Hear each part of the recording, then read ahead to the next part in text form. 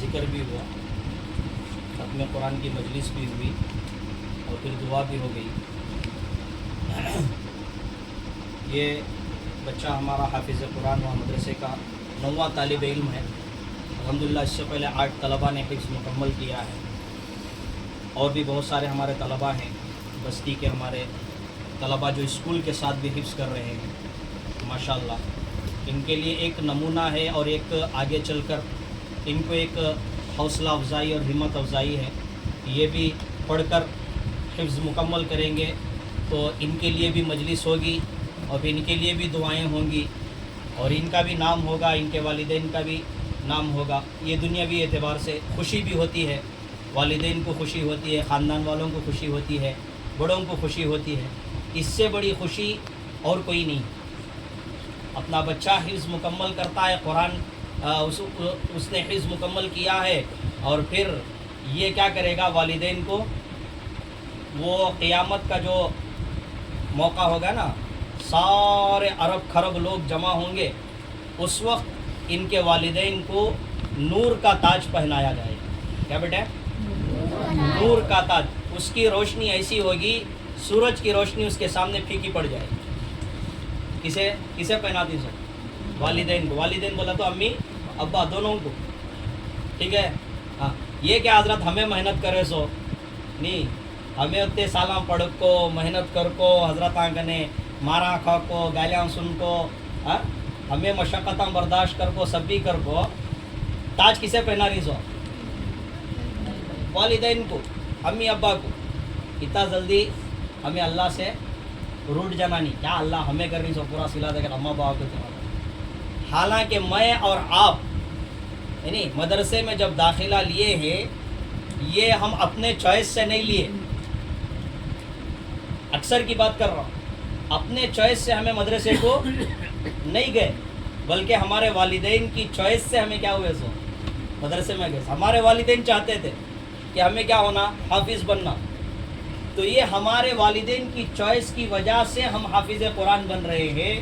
تو پھر اللہ تبارک و تعالیٰ کیا کرتے ہیں والدین کو؟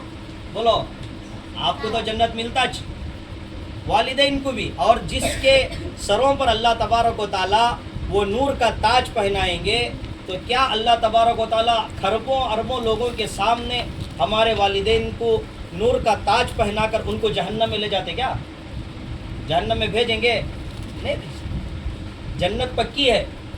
ہاں، دوسری بات یہ ہے کہ جو حافظ قرآن بنتا ہے اس کے لیے اللہ تبارک و تعالیٰ قیامت کے دن سفارشی بنائیں گے۔ وہ سفارشی ہوگا، 10 اپنے چوائس سے لوگوں کو، خاندان کے کیا کرے گا، وہ جنت کو لے کر جائے گا۔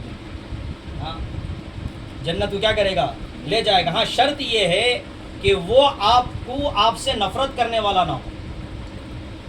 آپ حافظ قرآن بن رہے ہیں، آپ کے خاندان والوں میں جو آپ سے محبت کرنے والے ہوں گے انہی کو آپ لے کر جائیں گے سفارش بن کر۔ جو نفرت کرنے والے ہوں گے آپ سے، انہیں کیا پڑھ رہا سو، انہیں کیا کر رہا سو، بیکار کا انہیں، اور اسے تانے مارتے رہیں گے، تو کئی کرے پڑھ لے کو ہے، تو کئی کرے کر لے گا۔ اگر تانے کوئی مارے گا تو یہ سفارش بھی اگر آپ کریں گے، سفارش بھی بچہ وہ حافظ قرآن کرے گا، تو اللہ تبارک و تعالیٰ کہیں گے کہ اس کی سفارش قبول نہیں ہوگی۔ کیوں؟ اس لیے کہ اس نے تیری بھی توہین کی اور میرے کلام کی بھی توہین کی، اس کی سفارش، اس کے حق میں تیری سفارش قبول نہیں کرتی۔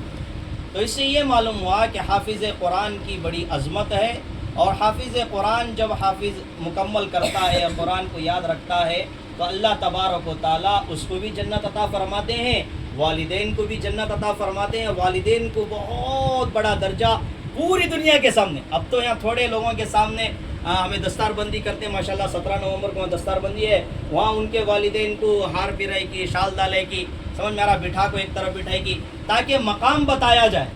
وہاں تو پوری دنیا کے افراد حضرت آدم علیہ السلام سے لے کر آخری امتی تک، آخری اللہ کے بندے تک، سب کے سب جمع ہوں گے، ان سب کے سامنے وہ پتہ نہیں وہ اسٹیج کتنا بڑا ہوگا، پتہ نہیں وہ کرسی کتنی بڑی ہوگی، پتہ نہیں وہ تاج کتنا بڑا ہوگا، سب کے سامنے وہ اعزاز، اللہ اکبر، وہ اعزاز ہوگا، وہ تاج کی روشنی ہوگی، تو وہ بڑا مقام ہوتا ہے۔